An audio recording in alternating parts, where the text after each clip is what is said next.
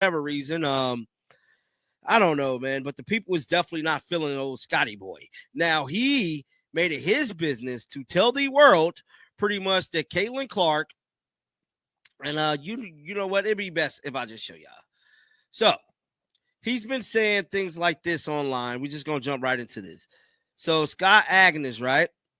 He stated, somebody said, Scott Agnes, I think you're wrong.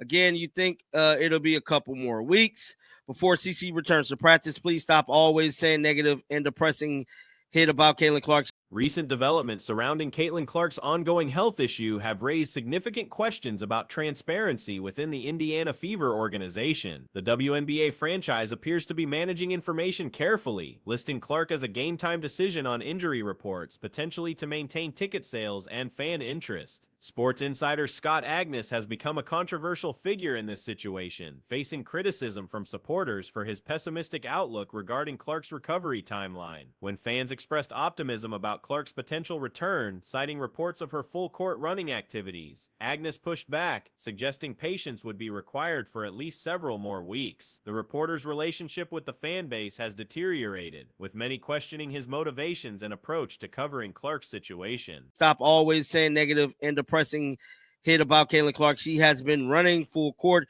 consistently as reported for over a week. She may be maybe a matter of days before she returns to full practice and then live games. Now, he said, maybe you should just trust me. So Scott Agnes, man, I had dealings with him. He's not really a pleasant guy to deal with. I do want to just keep it 100. You know what I'm saying? Dude is not a pleasant guy to deal with. He's somebody that thinks he knows it all. You know what I'm saying?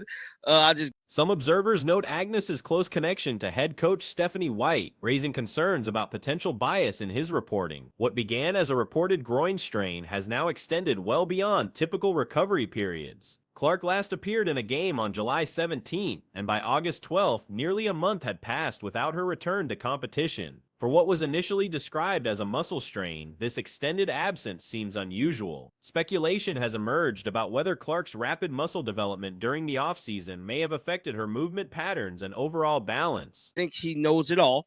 You know what I'm saying? I just got to keep it 100. But they're referring back to this tweet right here. And this tweet right here, somebody said, just can't wait until CC's back. She's the most dynamic, electric player in the W. Great job, Lexi. He said, have patience, at least a couple weeks. This is what he's saying to his subscribers, bro. Like, they're trying to hype up Caitlin. He's saying, you know what? It's still going to be a couple weeks. From my understanding, bro, what's going on with Cleveland? Some suggest this physical transformation could have contributed to her current difficulties and potential injury susceptibility. Coach Stephanie White provided an update indicating Clark had progressed to full court running with complete body weight, gradually building endurance over longer periods. However, White emphasized there remained no definitive timeline for Clark's return to practice or games, let alone competition. The lack of clear communication from the organization has created uncertainty among fans and media. The vague nature of injury updates contrasts sharply with the transparency supporters expect, especially given Clark's significance to the franchise and league. Bro, what's going on with Cleveland? I mean, I say Cleveland. Sorry, guys. I've been covering the other channel a little hard. What's going on in Indiana is that I feel like a lot of these people in the front office, a lot of these people up in Indy for the Fever do not care for Caitlin Clark for whatever reason. You know, Scott Agnes could be one of them. I'm not saying that he is, but it's looking like he don't care for Caitlin Clark. We know clear as day that Stephanie White has been looking in certain areas not to be feeling the Caitlin Clark effect. I don't know, but looking at the remaining schedule, the Fever face the Dallas Wings in their next contest, followed by the Washington Mystics. With Clark's absence confirmed for these games, attention turns to when she might realistically return. If Agnes's projection of multiple additional weeks proves accurate, Clark might not return until late August, potentially around the 24th through 26th, possibly for a game against the Golden State Valkyries. However, given the extended nature of this situation, more pessimistic scenarios cannot be ruled out. The regular season schedule shows only 11 games remaining, with the final contest scheduled for September 9th. I don't know, but this stuff is definitely looking concerning because it's showing us that could there be more to her injury and they're not being transparent. Now, initially, it was a groin strain, like a pulled muscle. Caitlin Clark has not played a game since July the 17th. It is now August 12th. In 5 days, Caitlin Clark will be out a whole 30-plus days for a pulled muscle, essentially. I've been saying this. This compressed timeline raises the possibility that Clark might miss the remainder of regular season play entirely, though the team remains positioned for playoff qualification. The situation creates difficult questions about risk management versus competitive needs. With less than a month remaining in the regular season, the organization must balance Clark's long-term health against immediate team objectives and fan expectations. Current circumstances in Indiana suggest internal dynamics that may not fully support Clark's prominence within the organization. Whether these concerns stem from legitimate medical caution or other factors remains unclear without greater transparency from team officials. Caitlin Clark adding that muscle was way too fast, probably messed up her mobility, and her basically her equilibrium is off. Her balance is off. She's walking funny. She's like slew-footed a little bit. I think that's what is happening. I think Caitlin Clark could possibly be injury prone. Maybe. You know what I'm saying? We don't know because they're not being transparent with the injury. They're saying it's a growing strain. It's clearly not a strain, guys. I just want to let you know. Now, Stephanie White said this yesterday. The extended absence for what was initially characterized as a minor injury highlights the complex nature of professional athletics, where seemingly simple problems can develop into prolonged complications. The lack of definitive medical information leaves room for speculation about the true severity of Clark's condition. As the situation continues to evolve, the primary concern remains Clark's complete recovery and long-term career health. However, the communication approach taken by the Fever organization has created an atmosphere of uncertainty that serves neither the player nor the fan base effectively. The coming weeks will prove crucial in determining not only Clark's immediate playing future, but also how the organization handles transparency with its supporters during challenging circumstances. This is what Stephanie White just said yesterday about the Caitlin Clark injury. Let's listen to her, bro. Caitlin starting full court running last week. Has she been able to do anything extra since then or return to practice at all? No return to practice.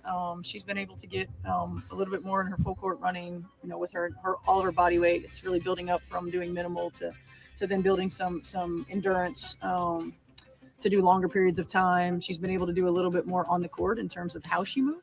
The balance between medical privacy and fan communication remains a delicate issue requiring careful navigation. Whatever the ultimate outcome, this situation demonstrates the significant impact one player can have on an entire franchise and fan base, while highlighting the challenges organizations face when managing both medical concerns and public expectations simultaneously. The recent matchup against Dallas represented a catastrophic outcome. Predicting beforehand that Indiana would fall to the Wings would have seemed like predicting disaster itself. The Wings have maintained consistently poor performance both this season and previously, making this defeat particularly troubling. Caitlin Clark. So there is really no timetable as to when Caitlin Clark could return. Y'all got me?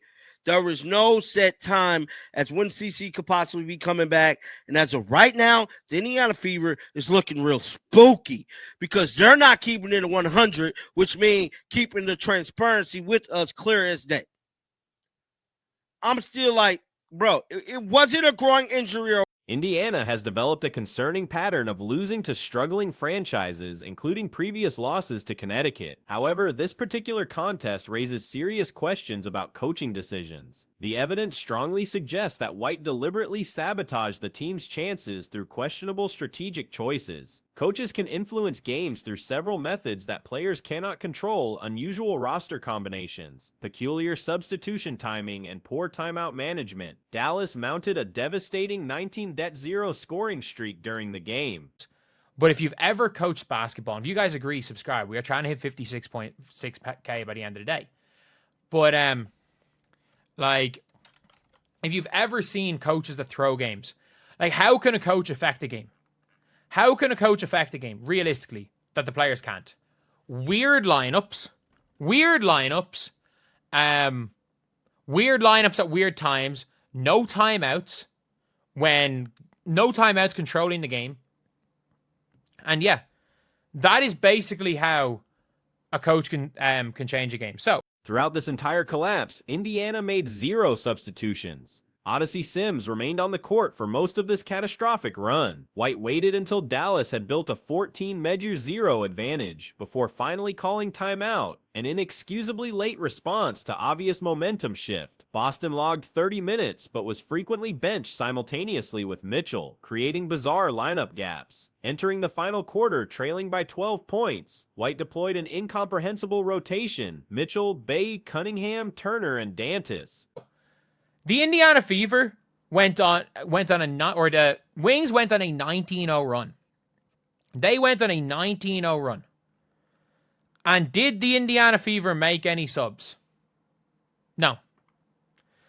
Odyssey Sims stayed in the game during most of the 19-0 run.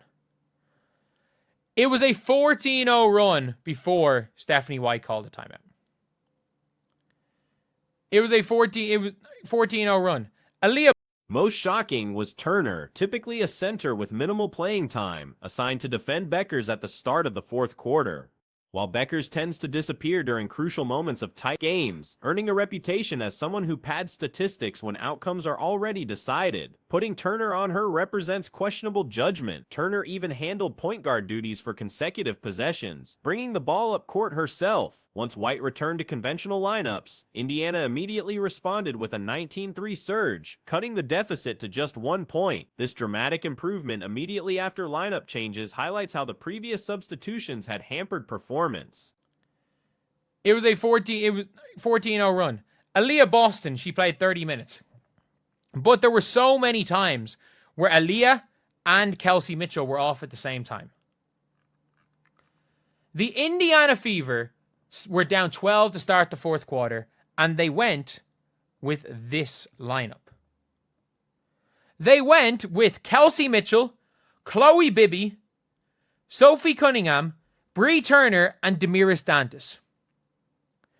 Bree Turner was guarding Paige. The final possession exposed more coaching failures. After Beckers missed with 15 seconds remaining, White refused to call timeout for a proper play setup. Instead, Mitchell received the ball in an impossible position near midcourt with no teammates nearby and 8 seconds on the clock. Mitchell spent 3 crucial seconds dribbling while facing away from the basket, clearly waiting for timeout to be called. White finally called timeout with just 1.7 seconds left, then provided no visible instruction during the huddle. Paige Beckers. Bree Turner was guarding Paige Beckers to start the fourth quarter. Bree Turner, a center who never plays, started the fourth quarter guarding Paige Beckers. And I understand you can kind of do that because Paige Beckers is the ghost of the fourth quarter. Like, you've got the king of the fourth in Isaiah Thomas. Paige Beckers is the ghost of the fourth because the team executed a meaningless final play while White stood silently watching. Proper coaching demands timeout management in such situations. When your floor general spends 3 seconds dribbling backward, immediate intervention becomes mandatory. White's passive observation during this critical sequence reveals either intentional negligence or complete incompetence. The coaching decisions throughout this game suggest deliberate sabotage rather than poor judgment. Paige Beckers is the ghost of the fourth because... But the thing is that when you're up 20, Paige Beckers is the queen stat padder. She's stat pad queen. When it doesn't matter, when the team's way up or way down, Paige Beckers is the best player in the league. But when it's a close game, you know she's not doing anything. Yes, Bree Turner was also playing point guard at one stage. 2 consecutive plays, Bree Turner took the ball up. She was playing point guard. The Fever then went back to their starters and immediately went on a 19-3 run. Every major choice lineup combinations, timeout usage, and final possession management worked against Indiana's chances of victory. Professional coaches have been known to prioritize learning experiences over wins, treating games as extended practice sessions. White appears to operate under this philosophy, viewing defeats as educational opportunities rather than failures to avoid. This creates a troubling dichotomy: either White deliberately threw away winnable games for supposed developmental benefits, or she demonstrates fundamental incompetence in game management. Neither explanation reflects positively on her coaching ability. 19-3 to get it back to 1. Last possession of the game. The Indiana Fever, Paige missed a shot. The Indiana Fever had 15 seconds. Does she call a reset timeout? No. Kelsey Mitchell gets the ball. Natasha Howard doesn't give the ball to Lexi. Gets it to Kelsey in no man's land. At the halfway line near nobody. In no man's land.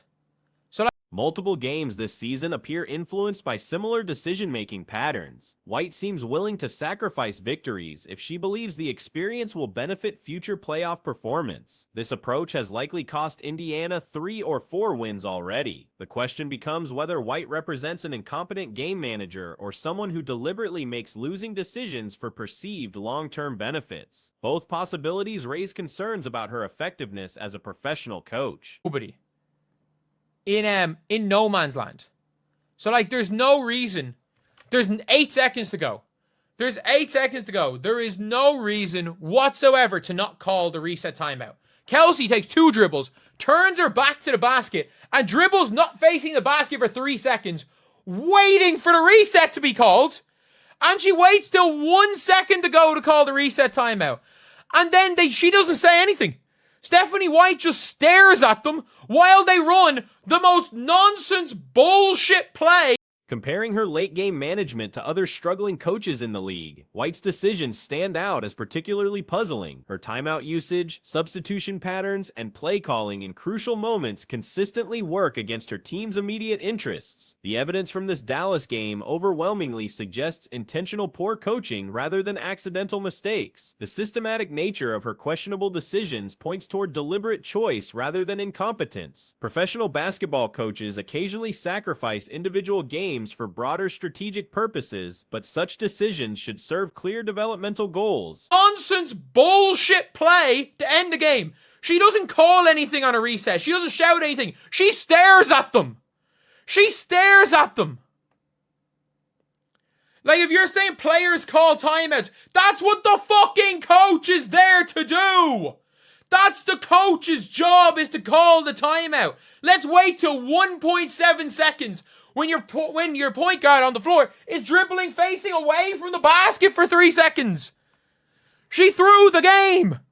White's choices appear driven more by abstract learning theories than practical team improvement. Whether motivated by misguided educational philosophy or simple incompetence, White's coaching approach has cost Indiana multiple winnable games. The team's talent level suggests they should perform better against struggling opponents like Dallas. This pattern of questionable late-game management will continue hampering Indiana's success unless White modifies her approach. The choice between winning games and creating learning experiences should favor victory when facing inferior opponents.